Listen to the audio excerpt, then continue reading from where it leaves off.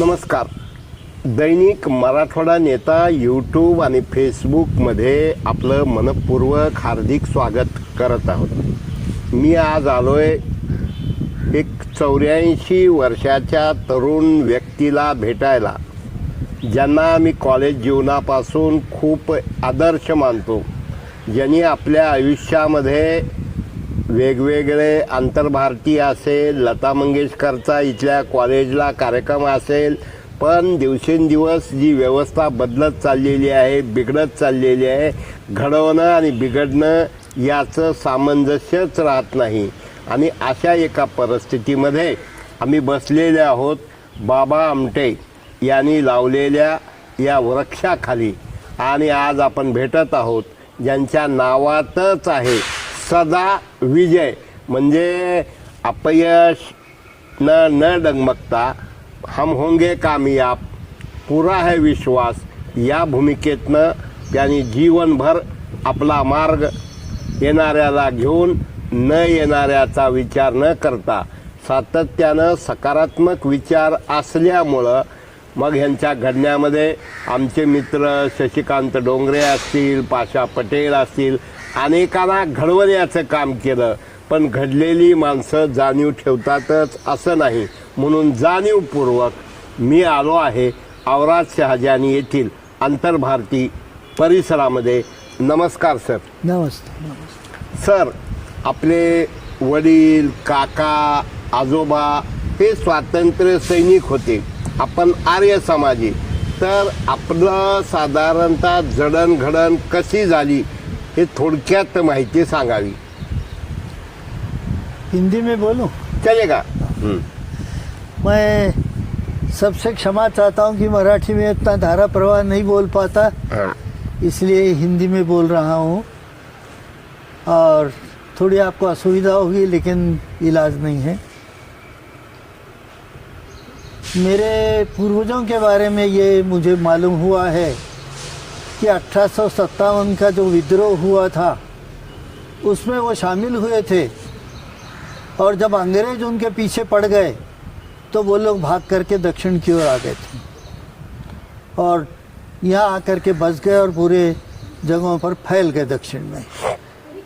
तो मेरे पिताजी का जन्म यहाँ कर्नाटक में भालकी गांव है, उस गांव में हुआ था. और पिताजी का जो गांव था वो बड़ा हल्लीखेड़ कह करके जो कर्नाटक में बीदर ज़िले में है वो है. मेरे पिताजी और मेरे चाचा श्यामलाल जी का विवाह नहीं हुआ था, और इन दोनों ने, इनको मूर्ति पूजा में विश्वास नहीं था, इसलिए इनके मामा ने इनको आर्य समाज से परिचित कराया और यह आर्य समाजी बने. और उसके बाद जितना ज़्यादा सामाजिक कार्य वो कर सकते थे उतना उन्होंने किया. मेरे चाचा श्यामलाल जी को तो निज़ाम ने बीदर जेल में विष दे करके मारा. मेरे पिताजी पर भी जीवन भर वारंट था, लेकिन मेरे पिताजी ने एड़शी में, बारशी में, राजूर में सब जगह गुरुकुल चलाए, कोशिश की. और पुलिस एक्शन का उनको पूरा पता था. सरदार पटेल से उनकी बातचीत हुई थी और सरदार पटेल को उन्होंने किस तरह से हैदराबाद में ये किया जाए संबंध में अपना अनुभव बताए थे. वो सब सुनकर उन्हें पता था, इसलिए गुरुकुल बारशी से अहमदनगर शिफ्ट कर रहे थे. रास्ते में एक नज़दीक के व्यक्ति ने विष दे करके उनका देहावसान कर दिया. मैं बहुत छोटा था, जिस समय मैं 9 वर्ष का था तब मेरे पिताजी का देहांत हुआ. हम 7 भाई बहन और माताजी, और सिवाय समाज कार्य के और कोई संपत्ति नहीं थी, बल्कि कुछ लोगों का देना बाकी था जो माताजी को बाद में देना पड़ा. बड़े कष्टों का जीवन यापन करके, यानी कई बार ऐसा भी हुआ है कि माताजी पिताजी का विवाद जब चलता था तब पिताजी जब मेरे पढ़ाई की बात करते थे तो माताजी कहा करती थी कि तुम क्या पढ़ाओगे, मैं ही पढ़ाऊंगी. और नियति का कुछ ऐसा हुआ कि पिताजी गए और मेरी माताजी ने ही मुझे पढ़ाया. बहुत निर्धन अवस्था में, बहुत कठिनाइयों में, संकटों से झेलते हुए हम सब ने माताजी के साथ अपना विकास किया। हमारे चाचा हमारे साथ थे, वो हमारी रक्षा करते थे और इस तरह से फिर हैदराबाद में पूरी पढ़ाई हुई। हैदराबाद में पढ़ करके 1 साल बीच में सोलापुर में इंटर साइंस किया था। मेडिकल कॉलेज में औरंगाबाद में प्रवेश मिला था, लेकिन मेरा मन वहाँ पर नहीं लग रहा था, इसलिए मैंने घर पे कह दिया कि मुझे प्रवेश नहीं मिला और मैं वहाँ नहीं गया। उसके बाद फिर उस्मानिया विद्यापीठ में मैंने प्रवेश लिया और वहीं से मैंने BA MA अपना हिंदी में पूरा किया। और वो करने के बाद फिर मुझे उदगीर वालों ने तो बहुत MA के परीक्षा का रिज़ल्ट निकलने से पहले ही बुलाया था, लेकिन इंटरव्यू के समय ज़रा गड़बड़ दिखी। वो कोई अपने ही जाति के आदमी को लेना पसंद कर रहे थे, इसलिए वहाँ मेरा चुनाव नहीं हो सका। लेकिन लातूर के दयानंद कॉलेज वालों ने मेरा इंटरव्यू लिए बिना मुझे नियुक्ति दे दी और वहाँ मैं 4 साल काम किया। उसके बाद मैं अजमेर चला गया। 8 साल अजमेर में भी एक दयानंद कॉलेज था, पोस्ट ग्रेजुएट कॉलेज, वहाँ MA तक की कक्षाएं थी, वहाँ मैं 8 साल रहा। और फिर उसके बाद 1974 में मैं औराद शाहजहानी में मास्टर दीनानाथ मंगेशकर कॉलेज का प्राचार्य बन करके आया। आप मास्टर दीनानाथ मंगेशकर महाविद्यालय में इम्प्रूवमेंट के लिए बहुत ही अच्छा प्रयास आपने किए। लता मंगेशकर जी का, भारत रत्न लता मंगेशकर जी का प्रोग्राम भी हुआ, युवक महोत्सव और अलग अलग प्रोग्राम भी हुए। उसकी उस समय के डेवलपमेंट, साथ ही साथ अपने अंतर भारतीय ये कब शुरू किया और उसके माध्यम से क्या क्या किया? मैं जो मास्टर दीनानाथ मंगेशकर कॉलेज में आया था तो मुझसे मैनेजमेंट ने ये कहा कि हमारा कॉलेज बहुत बदनाम है। मैंने उनसे कहा कि यदि आप मुझे स्वतंत्रता पूर्वक काम करने देंगे तो मैं 6 महीने में इसको कीर्ति दिला दूंगा। और फिर उसके बाद जितनी पहले गलतियां हुई थी उन सबको ठीक करने का काम किया। भवन जो बन रहा था उसके बनाने में तीव्रता आए, गति बढ़े, उसके लिए मैनेजमेंट के पीछे पड़ा रहा। और विद्यार्थी केंद्र में था मेरे लिए। ये कॉलेज जो था उसका केंद्र बिंदु में हमेशा विद्यार्थियों को मानता था। इसलिए जब मैं आया था तो यहाँ लाइब्रेरी, वाचनालय स्टाफ रूम में था। मैंने मेरे स्टाफ से कहा कि भैया आप सबको तो वेतन मिलता है और कॉलेज के ये वाचनालय इत्यादि होते विद्यार्थियों के लिए हैं, इसलिए मैं अब इस लाइब्रेरी को, वाचनालय को स्टाफ रूम में से हटा के वरांडे में ले जाता हूँ, क्योंकि और कहीं स्थान नहीं है। और वहाँ पर वरांडे में हमने लाइब्रेरी प्रारंभ की। मेरे इस कॉलेज के साथ जुड़े रहने पर प्रगति के और बाधा के अनेक घटनाएं हैं, उसको बहुत लंबा समय लग सकता है, लेकिन इतना ज़रूर बताऊंगा कि स्टाफ के वेतन में से पैसे लेकर के हॉस्टल चलाया जाता था फ्री, ताकि EBC प्राप्त और ज़्यादा लड़के पढ़ने के लिए आएँ। मैंने विद्यार्थियों से बात की कि बाबा आमटे तो कहते हैं कि जो हाथ है ये कुछ करने के लिए हैं, ये मांगने के लिए नहीं है। और बाबा आमटे के पास तो जिनके उंगलियां ऐसी हैं वो काम करते हैं और अपनी कमाई करते हैं, फिर आप लोग क्यों फ्री में खाते हो? तो बच्चे तैयार हुए और उन बच्चों की फीस से हॉस्टल चलने लगा। कुछ बच्चों ने कहा कि हम तो पैसे नहीं दे सकते, हमारे माता पिता के पास खेती भी नहीं है, हम तो 2 कपड़े पहन करके आए, तीसरा कपड़ा हमारे पास नहीं है। तो फिर उनके लिए हमने खेती प्रकल्प शुरू किया। कॉलेज के साथ में लगी हुई जो ज़मीन थी और फिर आसपास के किसानों से कुछ ज़मीन लेकर के खेती प्रकल्प प्रारंभ किया, जिसमें विद्यार्थी सुबह 2 घंटा काम करते थे, शाम को 2 घंटा काम करते थे और कॉलेज की इमारत में रहते थे, हॉस्टल में भोजन करते थे। उनको घर से फीस में कुछ नहीं देना पड़ता था, उनके लिए सब निःशुल्क था, उनकी औषधि भी निःशुल्क थी। उनमें से कभी किसी को जब बुखार आता था तो मेरे सामने प्रश्न पड़ता था कि इनको जो है मैं दूध कहाँ से पिलाऊं, खाना तो देना नहीं है। तो मेरे लातूर के विद्यार्थियों को जब पता चला कि मैं यहाँ आया हूँ तो मुझे भाषण के लिए बुलाते थे और बाद में पूछते थे आपकी क्या सेवा करें। मैं घर में जाते ही देख लेता था उनके पास क्या स्थिति है। गाय का कोई बछिया इत्यादि दिखती थी तो मैं उनसे कहता था ये बछिया मुझे कॉलेज को दे दो। ऐसे मैंने 6 बछियाँ गाय छोटी जमा की और वो बाद में दूध देने वाली बनी। और वो गायों से मेरा इतना प्रेम था कि एक बार चंद्रकांत भाई शाह अपने बुल्डाना के एक व्यक्ति को लेकर आए मेरे पास और उनको मेरी गाय देखनी थी। तो बोले गाय, मैंने गाय तो चरने गई है। तो बोले इतनी दूर कैसा? बोले अभी बुलाता हूँ। मैं वरांडे में खड़ा हुआ और जोर से पुकारा गंगा कह करके, और वो गाय जो है छलांगे लगाती हुई जो है हमारे ऑफिस के सामने आकर खड़ी हो गई। उनको भी बड़ा आश्चर्य लगा ये कैसे होता है, लेकिन मैंने कहा ये सिर्फ प्यार से होता है, प्रेम से होता है। सानी गुरु जी ने कहा था जगला प्रेम हर पावे। हम यदि प्रेम दूसरों को देंगे तो हमको भी प्रेम मिलेगा। तो इस तरह से वो प्रकल्प हमने चलाया। विद्यार्थी गन्ना लगाए। मैं जब आया था तो इस तेरणा नदी के ऊपर 4 या 5 मोटरें थी। जब हमने मोटर बिठाई और 45 टन 1 एकड़ में गन्ना निकाला और विद्यार्थियों ने मुझसे कहा कि आपने दूसरे को कुत्ता क्यों दे दिया गन्ना काटने का। मैंने कहा भैया तुम्हारी परीक्षा है। वो बोले परीक्षा है तो क्या हुआ, ये काम भी हमारा है। मैंने कहा मेरे पास हथियार नहीं है। बोले वो हम लाएंगे। और वो विद्यार्थी लाए और उन्होंने ही गन्ना काटा। उस समय एक बड़ा रोचक प्रसंग हुआ।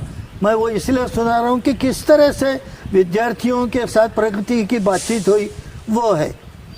तो विद्यार्थियों ने मुझसे कहा था कि पूजा करेंगे खेत में। मैंने कहा किसकी करोगे? तो बोले गन्ने की करेंगे। मैंने कहा क्या होगा? तो बोले गन्ना बढ़ जाएगा। तो मैंने कहा ठीक है, एक निशान बनाओ, गन्ने कितने हैं देखो, अंदाजे से उसका वजन लिख लो और फिर पूजा करेंगे और फिर देखेंगे कितना वजन पड़ता है। लड़के ऐसे बोले नहीं सर ऐसा नहीं होता। फिर मैंने कहा फिर पूजा क्यों करते हो? तुमको कुछ खाना है तो बोलो नारियल फोड़ के देता हूँ खाओ काम करने के लिए। बोले नहीं हम काम करते। और बिना किसी प्रकार की पूजा के गन्ना काटा उन्होंने। और दूसरे दिन जब वो ले जाने के लिए कारखाने की ट्रक आई तो ड्राइवर मेरे पास आया और बोला कि इतने रुपये चाहिए, नारियल चाहिए, अगरबत्ती चाहिए, हल्दी कुमकुम चाहिए। मैंने चपरासी को बुलाया और कहा भाई उसको जो जो चाहिए वो दे दो। उन्होंने उसको दे दिया। वो देने के बाद ही मेरे दिमाग में आया कि आज शाम को मेरे विद्यार्थी प्रश्न करेंगे कि क्यों दिया मैंने। और यही हुआ। शाम को जब मैं मिल बैठे बातचीत करने के लिए गन्ना जाने के बाद विद्यार्थियों ने कहा हमको तो पूजा करने दी नहीं और आपने उसको कैसे पूजा करने दी। मैंने कहा तुम मेरे विद्यार्थी हो, तुम्हारा मुझ पर विश्वास है कि मैं जो बोलता हूँ वो ठीक बोलता हूँ। वो बेचारा ड्राइवर है। मैं यदि उससे कहता कि मैं नहीं दूंगा तो बोलता गाड़ी का एक्सीडेंट हुआ तो आप जिम्मेदार होंगे क्या, क्यों नहीं देते। तो फिर मैंने इसलिए उनको दे दिया। बच्चों को स्वीकार हुआ। उन्होंने कहा ठीक हुई वो बात।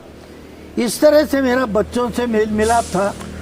विद्यार्थियों के साथ मैंने ये समय रखा था, उनके मेरे से मिलने का कोई समय नहीं था, वो कभी भी मिल सकते थे। मैंने मेरे विद्यार्थियों से स्पष्ट कहा था कि मेरे जीवन के 24 घंटे आपके हैं।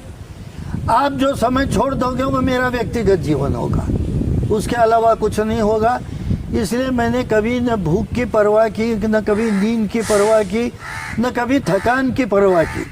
विद्यार्थियों के लिए मैं जितना कुछ कर सकता था वो मैंने किया। आपको आश्चर्य होगा ये जान करके कि मेरे आने पर एक बार हड़ताल हुई थी। उस हड़ताल में विद्यार्थियों के साथ जो मैंने संवाद किया, जिस लड़के ने वो लीडरी की थी, मैंने उससे कहा भैया तुम्हारा तो खेत पानी बहुत अच्छा है, इस लड़के की भी फीस भर देते जिसके लिए हड़ताल कर रहे हो, तो ये नौबत ही नहीं आती थी।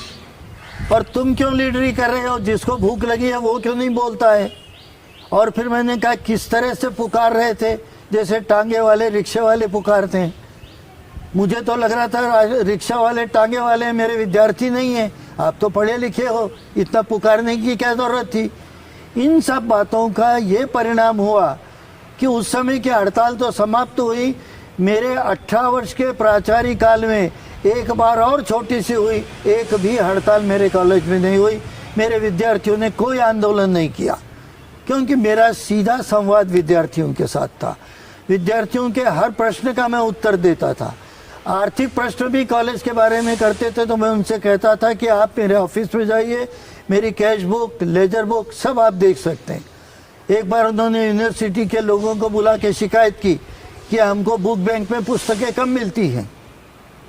उन्होंने मुझे बुलाया विद्यार्थियों के सामने, मैंने कहा क्या प्रश्न है, तो बोले हमको बुक बैंक की पुस्तकें कम मिलती हैं। मैंने पूछा कितनी मिलती हैं, उन्होंने बताया 2 मिलती हैं। मैंने कहा दोनों की कीमत कितनी होती है, तो बोले 250-300 रुपये होती है।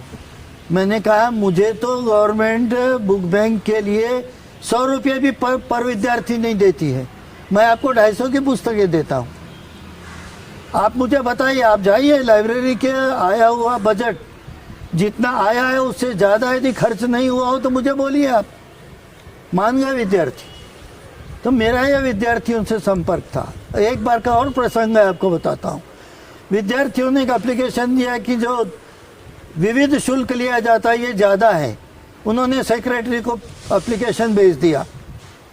सेक्रेटरी आए और मुझे बोले विद्यार्थियों से बात करनी है, उनका पत्र आया है मेरे पास। मैंने उनसे कहा कि यदि आप उनसे बात करेंगे तो इसका परिणाम ये होगा कि कल को यदि उनको चौक फीस नहीं मिला तो वो आपके पास आएंगे, उनकी हर समस्या के लिए आपके पास आएंगे। ये तो व्यवस्था नहीं है। व्यवस्था ये है कि उन्होंने मुझसे बात करनी चाहिए, वो मुझसे बात करें, उसके बाद भी उनकी बात दूर नहीं होती है तो वो आपसे बात करें। इसलिए मुझे लगता है कि आप बात नहीं करें। तो बोले आप पूछ लो बच्चों से। उसी समय इंटरवल हुआ था, बाहर सबको मैंने जमा किया और पूछा। मैंने कहा आप लोग अपनी समस्या के लिए हमेशा मैनेजमेंट से मिलना चाहते हैं या मेरे से मिलकर फिर उधर आप जाएंगे? तो बोले नहीं, आपसे मिल करके जाएंगे। और उनकी सेक्रेटरी के साथ बात नहीं हुई, मेरे साथ बात हो गई, प्रश्न छूट गए। तो मेरा उनके साथ का व्यवहार ये था। मेरे कॉलेज में बगीचा था, फूल लगते थे, कभी किसी विद्यार्थी ने फूल पत्ते नहीं तोड़े, किसी को वो तोड़ने भी नहीं देते थे। कहते कि नहीं हमारे पास नहीं तोड़ा जाता है। वह लिखा हुआ होता था कि हम फूल पत्ते नहीं तोड़ते।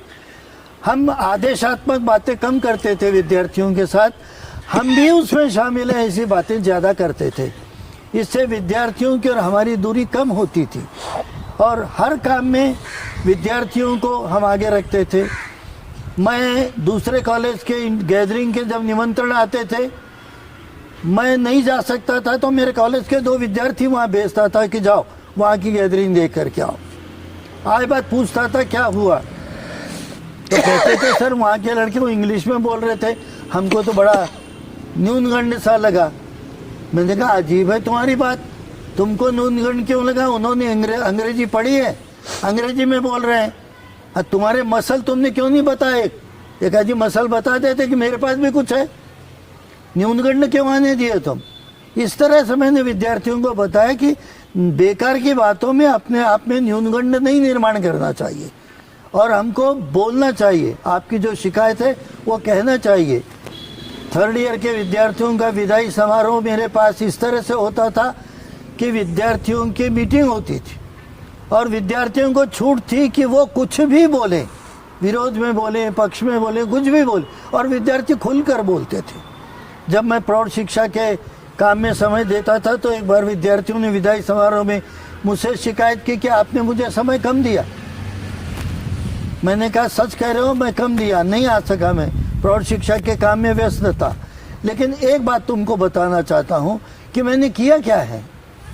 मैं तुम्हारी पढ़ाई के लिए काम करता था, उसके लिए समय देता था।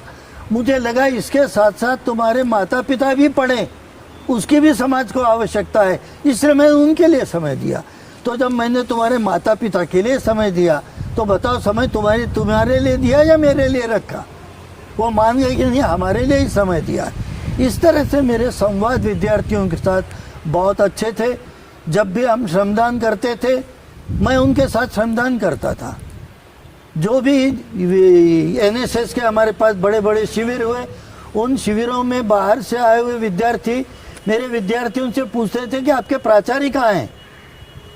वो जब मुझे बताते तो कहते थे ये हाफ पैंट में आपके प्राचार्य हैं, ये तो काम कर रहे हैं। तो विद्यार्थी उन्हें बताते थे कि हमारे प्राचार्य हमारे साथ काम करते हैं। तो विद्यार्थियों के साथ का ये सारा जीवन मेरा इतना अच्छा बीता कि विद्यार्थियों का भी जीवन बना और हमें विद्यार्थी सीखने लगे। और एक बड़ी बात आपको बताऊं जो मैंने की, मेरा सेंटर कॉपी के लिए प्रसिद्ध था।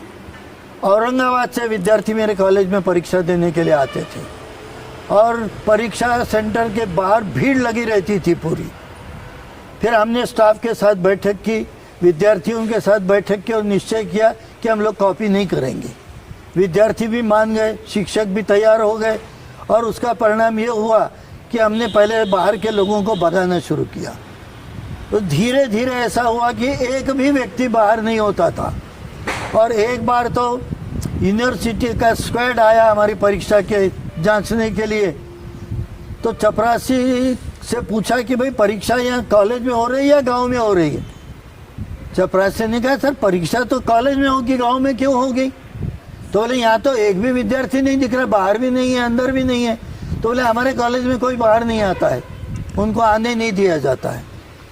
और फिर जब वाघमारे जी के नेतृत्व में वो स्क्वाड आया था, अनिरुद्ध जाधव भी मेरे मित्र उसमें थे, उन्होंने जब परीक्षा हॉल में जाकर के देखा तो परीक्षा हॉल में एक संदेश लिखा हुआ था विद्यार्थियों के लिए और हर कमरे के आगे पानी का एक मटका, शाम को पानी भरा हुआ, अर्थात परीक्षा के समय तो वो ठंडा हो गया था, वो था।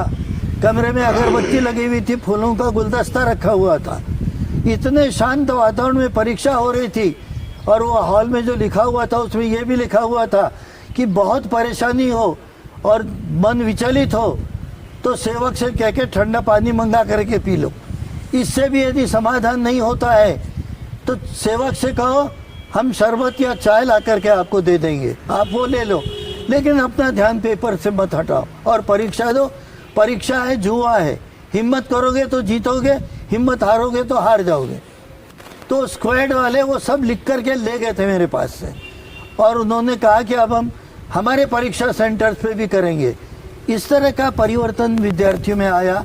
एक भी हड़ताल विद्यार्थियों की नहीं हुई और वो अपनी बातें लेकर के हमेशा मेरे सामने आते थे। एक विद्यार्थी, मेरे कॉलेज में कुछ गड़बड़ भी हुई थी, मेरे विरोध में आंदोलन भी हुआ था, कुछ विद्यार्थी भी उसमें लगे हुए थे। एक उनका जो नेता था वो एक दिन मेरे हॉल के सामने घूमने लग गया। मैंने चपरासी को बुला करके कहा भाई उससे पूछो मुझसे मिलना है तो आ जाए अंदर, बाहर क्यों घूम रहा है।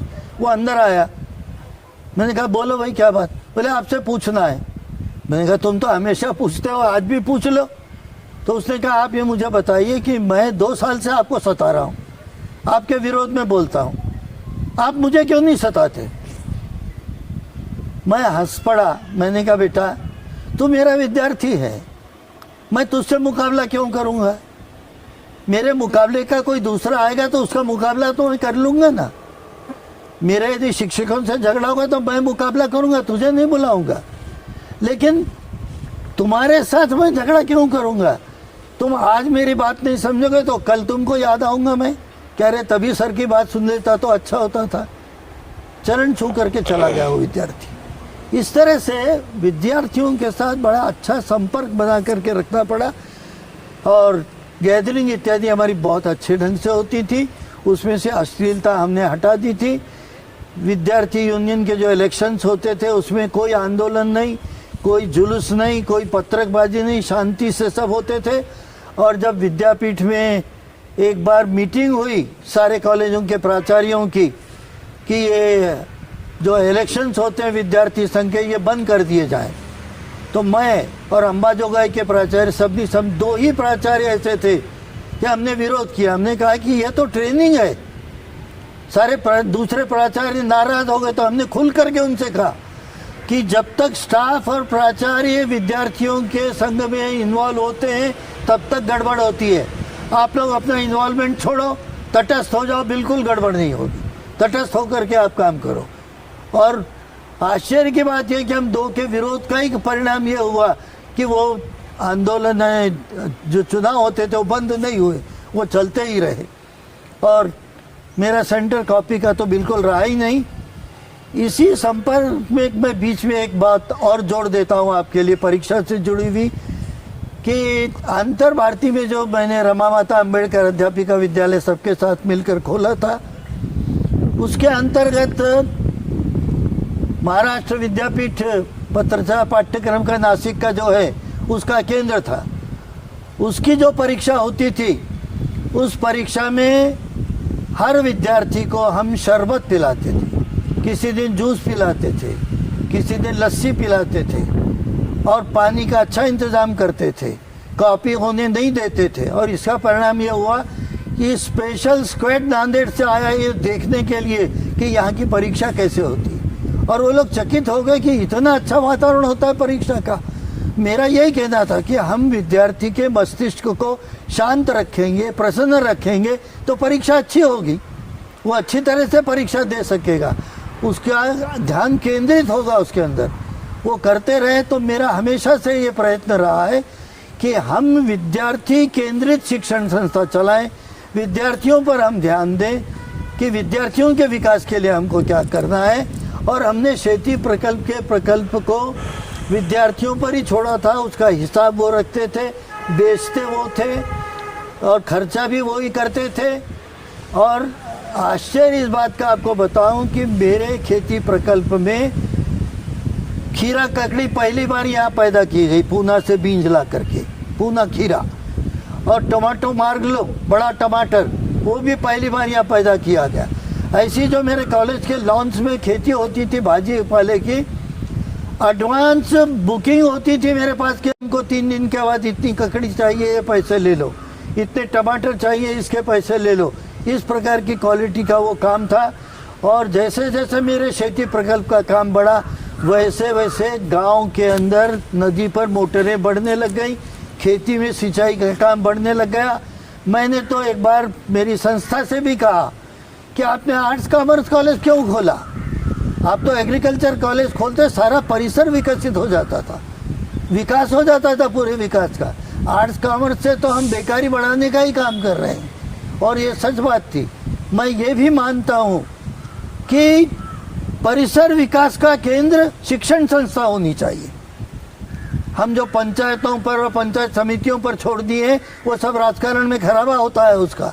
यदि शिक्षण संस्थाएं ये जिम्मा ले तो विद्यार्थी भी ट्रेंड होंगे, सीखेंगे कि देश के लिए हमको क्या करना है, और अच्छे अच्छे काम होंगे। एनएसएस के माध्यम से हमने जो काम किया वो अभी तक लोग याद करते हैं। एनएसएस के सेंट्रल कैंप इस छोटे से गांव में हम लोगों ने आयोजित किए। लता मंगेशकर के बड़े कार्यक्रम 2 आयोजित किए। एक में 1.25 लाख लोग थे जब वो उद्घाटन करने आई थी कॉलेज की बिल्डिंग का, और जब गाने का उन्होंने कार्यक्रम किया था तब 65,000 लोग थे। इन सब की उत्तम व्यवस्था यहाँ पर हुई, सब लोगों ने मिल करके, मैनेजमेंट के लोगों ने भी साथ दिया, शिक्षकों ने भी साथ दिया। और ये खास बात आपको बताता हूँ, मेरे शिक्षकों में से कुछ ने मेरा विरोध ज़रूर किया, लेकिन मेरे हर काम में साथ भी उन लोगों ने दिया, तभी मैं कर सका। अकेला चना तो बाहर नहीं झोंक सकता, उसके लिए तो थैला भर टोकरा भर के डालना पड़ता है भट्टी में। उसी तरह से अकेला व्यक्ति नहीं कर सकता, उसके लिए तो सबकी समुदाय की सहायता लगती है। तो चाहे वो कॉलेज का काम हो, चाहे अंतर भारतीय का काम हो, या कोई भी सामाजिक काम हो, वो अकेला कोई नहीं कर सकता, उसको साथी लगते हैं। और मुझे अच्छे अच्छे साथी मिले जिन लोगों ने साथ दिया और बहुत अच्छा काम किया।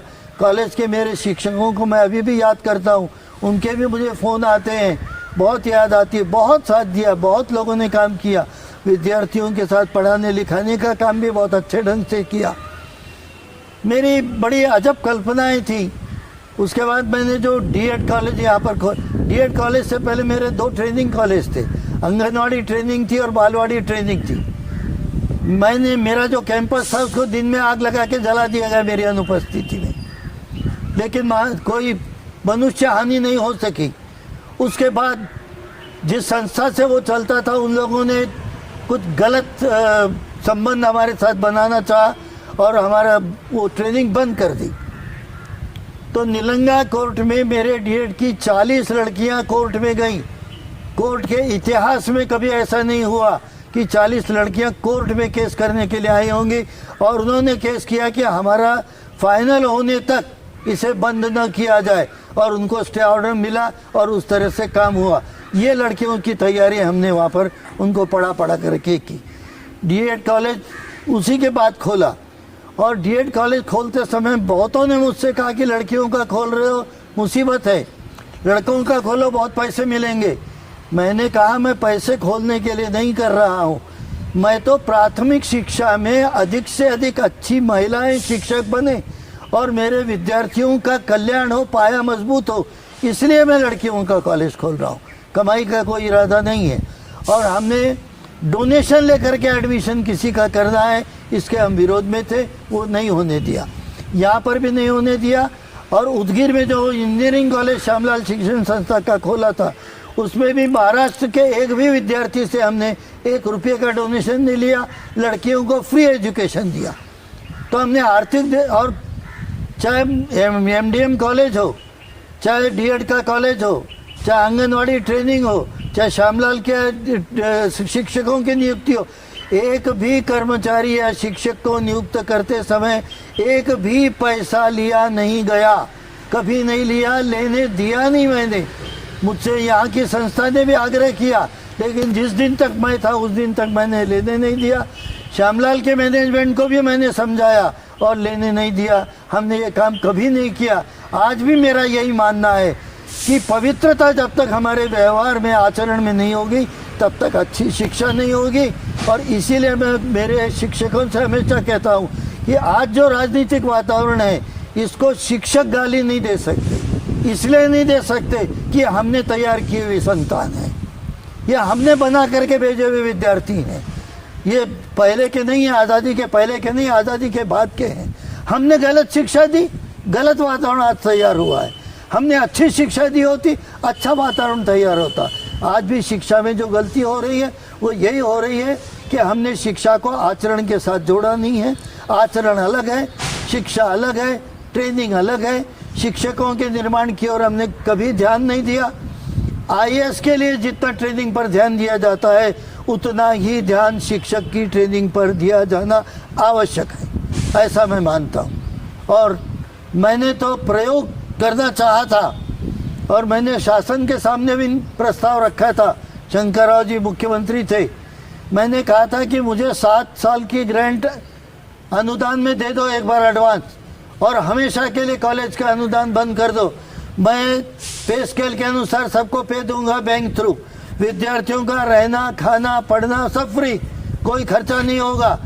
सिर्फ मुझे जो है 150 एकड़ ज़मीन या जो शासन की है वो दे दी जाए, साधन खरीदने के लिए एडवांस कर दिया जाए जो हमारा अनुदान है।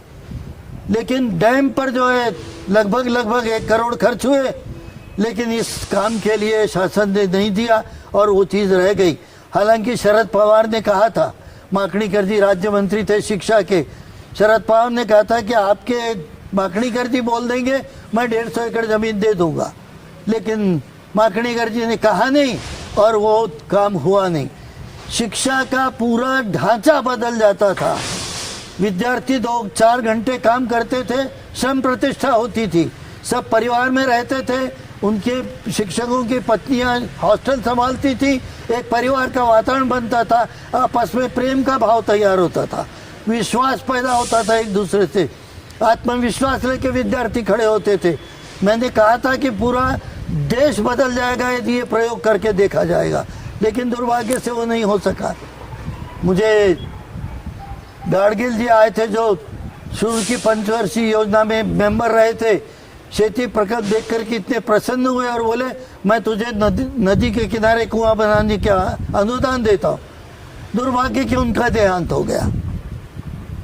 जब मेरे पास लता मंगेशकर का कार्यक्रम हुआ, उसकी जो स्मरणिका निकली कणिस नाम से, वो जब फूले देशपांडे और चंद्रशेखर जी धर्माधिकारी आदि ने देखा, तो बाबा आमटे के बालानंद महोत्सव में मुझे बुला करके फूले जी ने कहा कि सदा विजय में तुझे कॉलेज बघू इच्छित हो। मैं हाथ जोड़ा, मैंने कहा आनंद है आइए, लेकिन हुआ ये उनका देहांत हो गया, वो नहीं आ सके। लेकिन चंद्रशेखर जी धर्माधिकारी मेरे पास 2-3 बार आए, जब भी हमने बुलाया तब आए। यदुनाथ जी तो एक पोस्ट कार्ड डालने पर साल में 2 बार क्यों नहीं होता, हमारे पास निश्चित आते थे। अच्छे लोग जो है समय समय पर हमारे पास आते रहे हैं, सबके साथ संपर्क रहा है। और मेरे साथ के जो शिक्षक थे वो आज भी याद करते हैं, वो याद करते हैं कि यहीं फिर से आने मिले तो और कुछ नई चीज़ें सीखने के लिए मिलेंगी। और मुझे ऐसा लगता है कि मुझे पेंशन तो अभी तक नहीं मिली है, शायद केस चल रहा है, मिल भी जाए, लेकिन मेरे विद्यार्थी और मेरे शिक्षक जो मुझे याद करते हैं, वो जो मुझे पेंशन मिलती है उनकी याद से, वो मेरे अपने जीवन की कमाई है। उससे बड़ी और कोई कौन सी कमाई हो सकती थी। ऐसा मुझे संक्षेप में आपके सामने प्रस्तुत करना पड़ा। बहुत संघर्ष झेले हैं मैंने, वो टाल करके मैंने सिर्फ रचनात्मक बातों की बात आपके सामने की है। लेकिन सच कहता हूँ कि इस काम में जो मुझे आनंद मिला है, वो आनंद ही मेरे स्वास्थ्य का रहस्य है।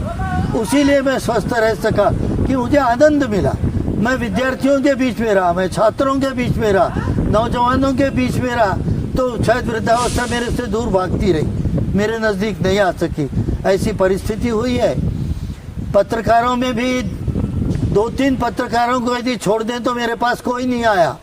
महारुद्र मंगनाड़े आए, और एक है, मैं जो उनका नाम भूल रहा हूँ, अभी कार्यरत हैं, वो अंधश्रद्धा निर्मूलन समिति में भी है, कोई राम है, वो मेरे पास आए थे मेरे संघर्ष के समय। और महारुद्र तो आए थे, अमर अभिव आए थे, और अब मेरे साथ जो बैठे हुए हैं यहाँ पर रामेश्वर जी, उनसे संपर्क करा।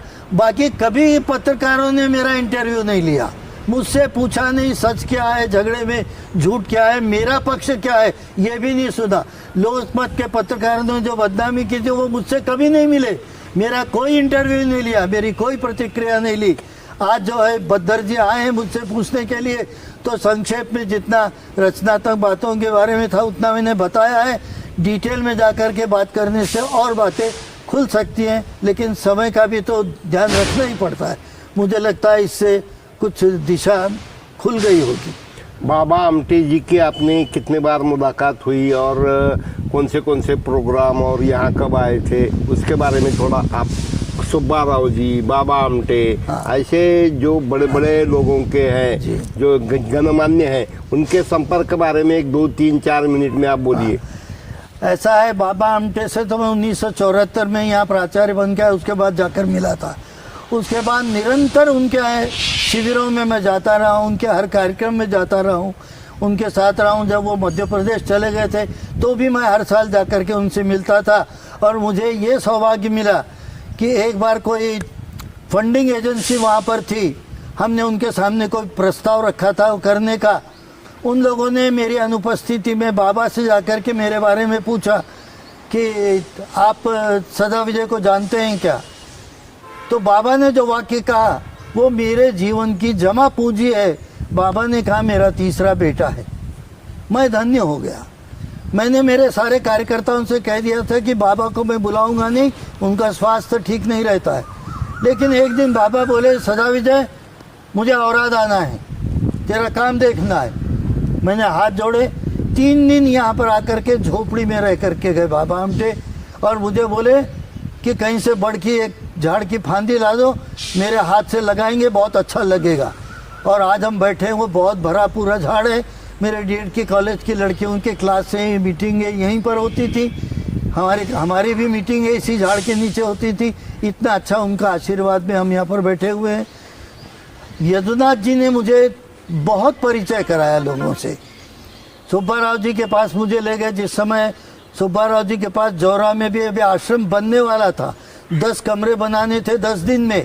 उसका जो शिविर हुआ था उसमें मैं वहाँ पर गया था, वहाँ सुब्बा राव जी का मेरा परिचय हुआ और उनसे मुझे हमेशा प्रेम मिला। यदुनाथ जी से तो मैंने पिता का प्रेम पाया है, हमेशा वो मुझे मिलता रहा।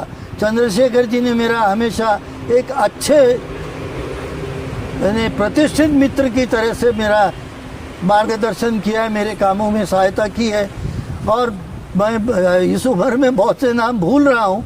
बहुत से लोग हैं जिन लोगों ने मेरे साथ में मुझे आशीर्वाद दिया है, मार्गदर्शन किया है और काम को मेरे आगे बढ़ाया है। सुब्बा राव जी के जाने से मुझे झटका लगा।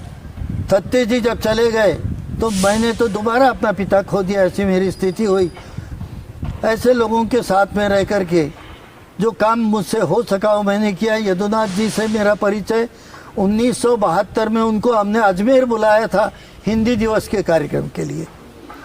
स्टेशन पर जब उतरे तो न उन्होंने कभी मुझे देखा था, न मैंने या मेरे लोगों ने उनको देखा था। हम 25-50 लोग वैसे ही खड़े थे।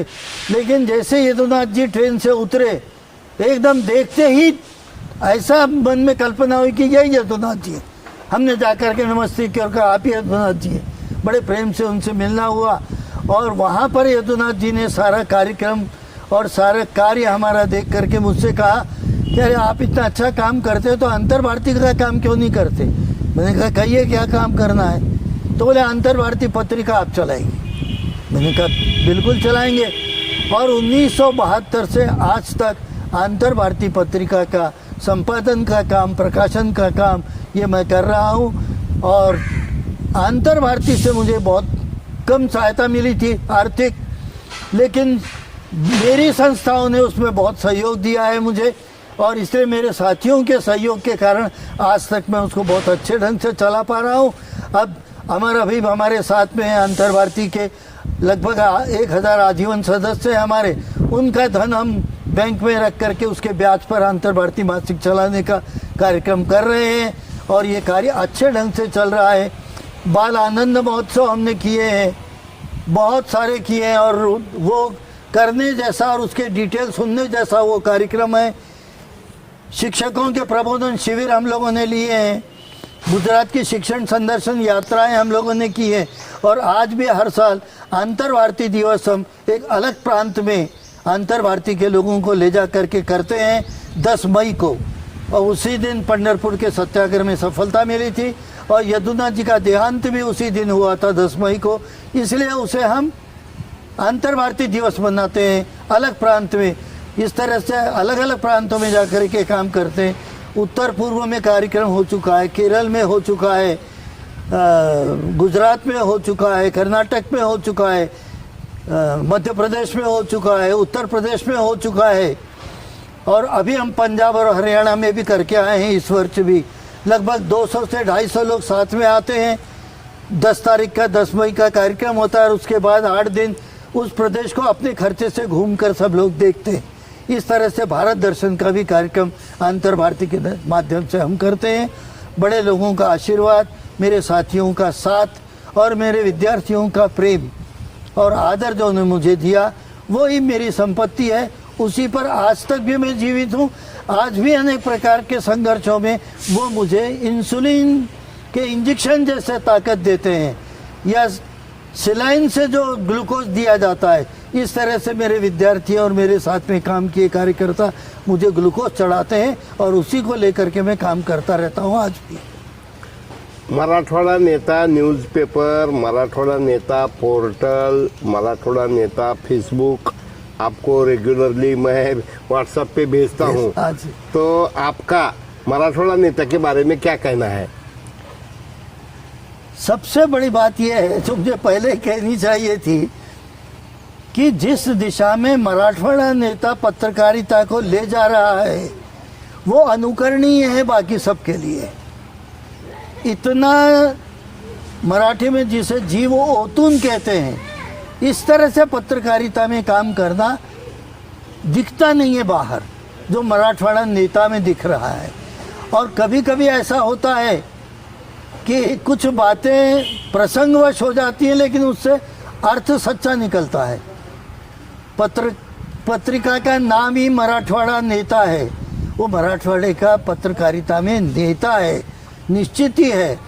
लोगों के किस प्रकार से साक्षात्कार किए जाते हैं, उनको लोगों से परिचित किया जाता है, लोगों को उनके काम से परिचित किया जाता है। ये कोई छोटी बात नहीं है, ये बहुत बड़ी बात है। इसलिए हम लोगों ने जो है मराठवाड़ा नेता जो है पढ़ना चाहिए, उसको प्रोत्साहित करके खरीदना चाहिए और जितनी सहायता हम कर सकते हैं इतनी हमने करनी चाहिए और बाकी पत्रिकाओं ने भी उनका अनुकरण करना चाहिए। ऐसा ये पत्रकारिता का नेतृत्व रखने वाला मराठवाड़ा नेता है। और रामेश्वर जी तो म नहीं है उनके पास, केवल रामेश्वरम का म नहीं है, रामेश्वर ही है।